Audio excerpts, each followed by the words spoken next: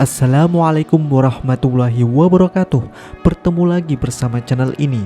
Pada kali ini kita akan membahas sejarah dari Perang Dunia Kedua.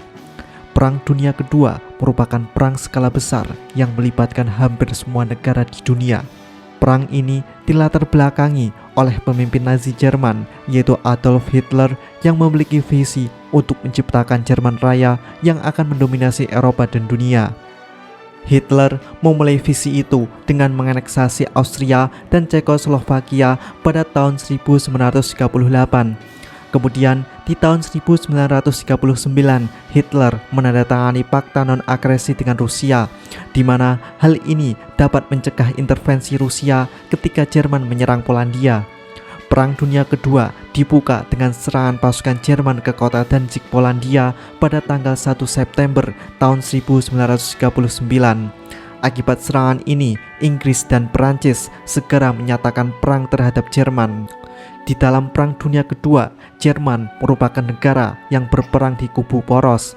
Akan tetapi, kemenangan di dalam Perang Dunia Kedua tidak dapat diraih oleh Jerman. Lalu, alasan apa saja yang menyebabkan kekalahan Jerman dalam Perang Dunia Kedua? Berikut ini adalah beberapa alasan yang menyebabkan Jerman kalah dalam Perang Dunia Kedua.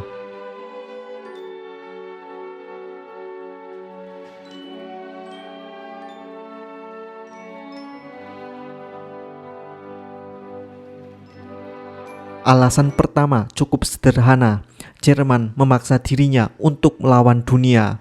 Jerman harus melawan sekutu yang memiliki jumlah tentara dan ekonomi yang besar.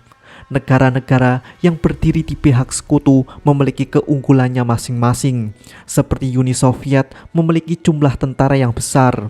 Inggris memiliki angkatan laut kuat untuk memblokade logistik Jerman di laut, dan Amerika memiliki senjata dengan skala dan jumlah yang tak tertandingi. Walaupun Jerman dibantu oleh dua negara, yaitu Jepang dan Italia, tapi kedua negara ini juga kesulitan dalam melawan sekutu. Jepang sendiri di dalam Perang Pasifik harus melawan Amerika yang pada saat itu memiliki produksi senjata yang tak terbatas. Kemudian Italia, bahkan negara ini tidak bisa membuat kemajuan lebih dari 100 mil ke Mesir dan 10 mil ke Yunani, sehingga Jermanlah yang terpaksa membantu Perang Italia ini. Sementara itu, di daratan Eropa, tepatnya di front timur, Jerman harus melawan Uni Soviet yang tentaranya sangat banyak. Seakan-akan mereka melawan tentara yang tidak ada batasnya. Terlebih lagi ketika pasukan sekutu dipasok dengan senjata dan material dari Amerika. Jerman telah lupa bahwa negara ini telah menyatakan perang terhadap musuh yang kapasitas kekuatannya jauh melebihi negaranya. Negara Jerman pada waktu itu memiliki perwira terbaik, tentara terbaik, kendaraan tempur terbaik, serta ekonomi yang besar, sehingga negara ini mampu menaklukkan Eropa Barat. Tapi untuk menaklukkan seluruh dunia, tentu hal itu merupakan sesuatu yang mustahil.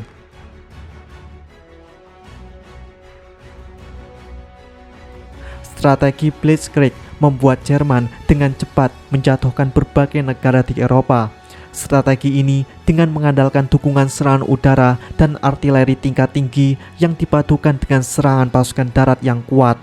Strategi ini terbukti secara taktis mengalami keberhasilan.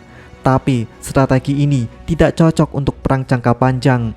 Terlebih lagi ketika Jerman harus menyerang Uni Soviet yang jauh di timur. Untuk melakukan serangan cepat ini, Jerman harus memiliki produksi senjata yang cepat. Misalkan saja di dalam produksi tank andalan Jerman yaitu tank Tiger. Tank ini jauh lebih kuat daripada tank Sherman milik Amerika. Tank Jerman memiliki kualitas, tapi dengan kualitasnya diperlukan bahan bakar dan produksi tingkat tinggi. Sementara itu, tank Amerika memiliki kuantitas dan tidak khawatir dengan material produksi dan bahan bakarnya. Dalam produksi per bulan saja, rata-rata Jerman hanya mampu memproduksi 104 tank Tiger. Sementara itu, Amerika mampu memproduksi 1419 tank Sherman di tiap bulannya. Kemudian, di dalam hal industri, sekutu menggunakan Komando Pengepung RAF dan Angkatan Darat Amerika Serikat ke-8. Serangan udara ini merupakan serangan pengeboman jarak jauh untuk menghancurkan industri Jerman. Alasan serangan ini bukan sesuatu hal yang mustahil bagi sekutu karena baik Amerika, Inggris, ataupun Rusia memiliki kemampuan untuk menjangkau pusat industri Jerman. Sementara itu, Jerman tidak memiliki pengebom yang mampu menjangkau jauh ke wilayah Uni Soviet untuk menghancurkan pabrik, pembangkit listrik, ataupun persediaan Uni Soviet.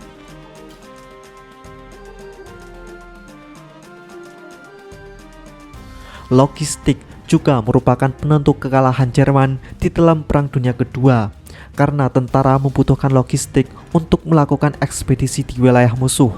Logistik Jerman merupakan kelemahan mencolok dari militer Reich ketiga.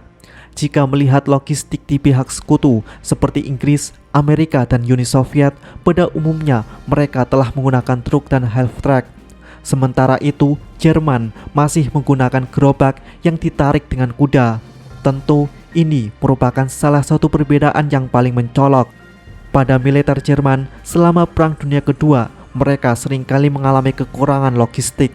Alasannya adalah gerobak kuda Jerman jauh lebih lambat dengan kapasitas lebih sedikit daripada truk sekutu.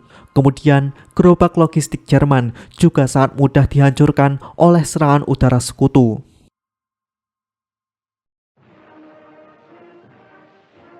Hancurnya Nazi Jerman adalah fakta bahwa Jerman menempatkan ideologinya di atas logikanya.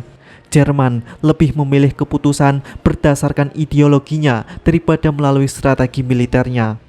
Misalkan saja, Jerman dapat memobilisasi negara Ukraina dan Baltik untuk berperang melawan penjajahan Stalin dan pemerintahan Moskow. Akan tetapi, Jerman memilih untuk menghancurkan mereka daripada melakukan hal itu. Kemudian, ideologi Jerman yang menduduki Leningrad dan menghancurkan kota itu daripada Jerman menjadikan Leningrad sebagai benteng di Rusia. Jerman memilih mengobong Leningrad dan menghancurkan banyak bangunan di kota itu. Hal ini tentu menyia-nyiakan amunisi dan tenaga Jerman. Selain itu juga memberikan waktu bagi Uni Soviet untuk memutus garis pengepungan Jerman di timur. Kemudian di awal perang, karena ideologinya itulah Jerman memilih untuk menginvasi Rusia. Di dalam operasi yang dikenal sebagai Operasi Barbarossa, Jerman melakukan invasi ke negara Uni Soviet yang luas.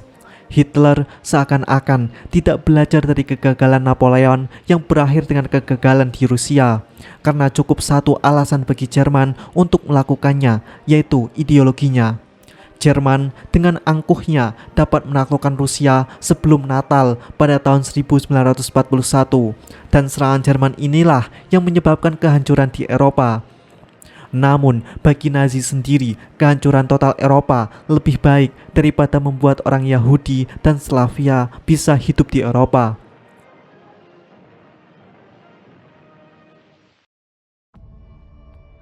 Mungkin alasan ini hanyalah berdasarkan pandangan pribadi saja. Jika Jerman kalah perang karena beraliansi dengan Italia dan Jepang. Di dalam Perang Dunia Kedua, negara Italia memulai agresinya di Afrika dan Balkan. Akan tetapi, Italia tidak mampu mengatasi perangnya ini, sehingga Jerman terpaksa masuk untuk membantu aliansinya. Coba lihat peta ini. Di Eropa Selatan terdapat negara Italia, Yugoslavia, dan Yunani. Negara-negara ini memiliki pantai untuk menyerang Jerman dari arah selatan. Oleh karena itu, Afrika menjadi penting untuk dipertahankan. Jika saja Jerman tidak bersekutu dengan Italia dan Italia tidak menyerang Yugoslavia dan Yunani, maka Jerman ditutupi oleh negara-negara netral yang tidak dapat dimasuki Inggris dan Amerika. Kemudian yang paling penting, karena Jerman tidak bisa membiarkan Afrika jatuh, maka Jerman mengirim ratusan ribu tentara untuk berperang di Afrika, di mana seharusnya bantuan ini digunakan Jerman untuk menutup kemenangan di Uni Soviet dengan menjatuhkan Moskow pada tahun 1941. Jika saja Jerman lebih cepat 1 bulan untuk menjatuhkan Moskow dan mengalihkan kekuatan militer di Afrika untuk menyerang Uni Soviet, Jerman 1 langkah lagi untuk menghancurkan negara itu. Operasi Taipon atau Operasi Topan merupakan operasi Jerman untuk merebut Moskow. Operasi ini merupakan serangan pengepungan Jerman terhadap kota Moskow. Tujuan Jerman bukanlah untuk menghancurkan Moskow, akan tetapi untuk menghancurkan tentara cadangan Soviet yang berada di Rusia Tengah dan sekitar Moskow. Bersamaan dengan jatuhnya Moskow, maka Jerman juga dipastikan memiliki kemudahan untuk memasuki gerbang Stalingrad. Sementara itu, akibat Jerman bersekutu dengan Jepang membuatnya menjadi musuh dari Amerika. Tepat setelah Jepang menyerang Pearl Harbor, Hitler menyatakan perang kepada Amerika. Jepang telah membangunkan raksasa yang sedang tertidur.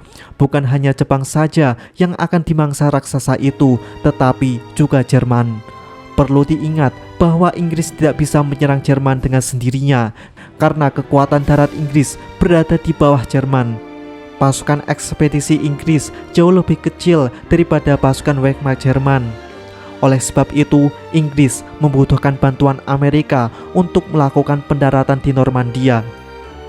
Pada intinya, Jerman tidak berniat menyerang Yugoslavia atau Yunani sampai pasukan Inggris tiba.